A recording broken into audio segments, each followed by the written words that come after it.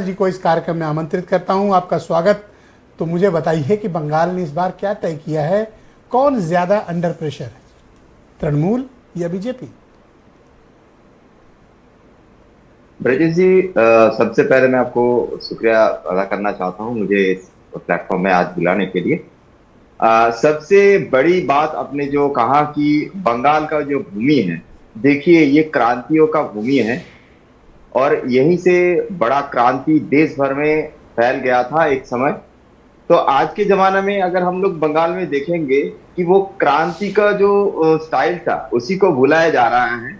अगर हम लोग पिछले 15 सालों में बात करें तो किस तरह से बंगाल में क्या क्या हो रहा है, क्या इंडस्ट्री आ रहा है, ये अलग मुद्दा है।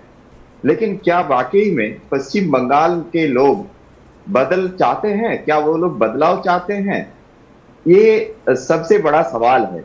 अब इसमें अगर हम लोग एक तरह से बात करें कि इतने सारे सेंट्रल लीडर्स आ रहे हैं, अपना रैलीज कर रहे हैं और दूसरी ओर ममता बनर्जी अकेली लड़ रही है, तो एक तरह से देखा जाए तो ममता बनर्जी के पास लड़ने का बहुत ज्यादा शक्ति लेकर उनको लड़ना पड़ रहा है।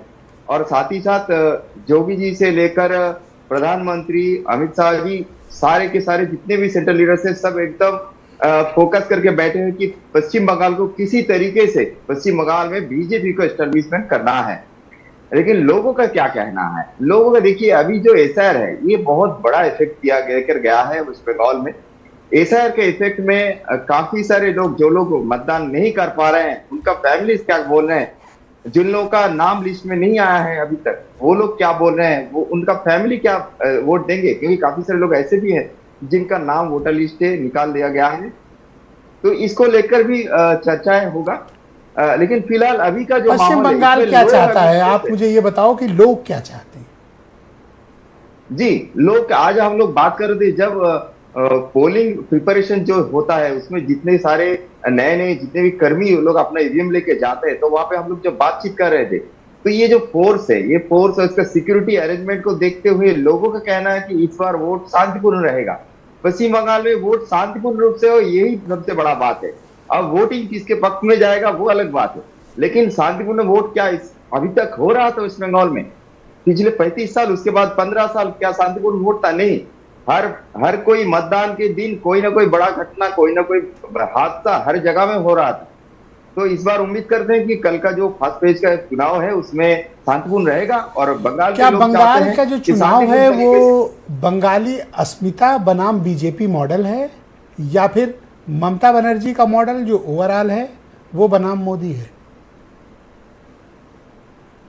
देखिए, अभी जो माहौल है, पिछले हम लोग अगर 2021 से बात करें तो एक माहौल बना हुआ है जिसमें बीजेपी के लिए एक उभरने का बहुत अच्छा मौका मिल रहा है। क्योंकि बीजेपी का सिर्फ एकदम मिनिमम एक सीट से 77 सीट में आना, ये काफी हद तक बड़ी बात है। अगर हम लोग इसी तरीके से काउंटिंग करेंगे तो ये 77 सीट मल्टीपल होने में ज्यादा टाइम नहीं लगेगा। 150 सीट बीजेपी के लिए लाना बहुत ज्यादा कठिन नहीं होगा।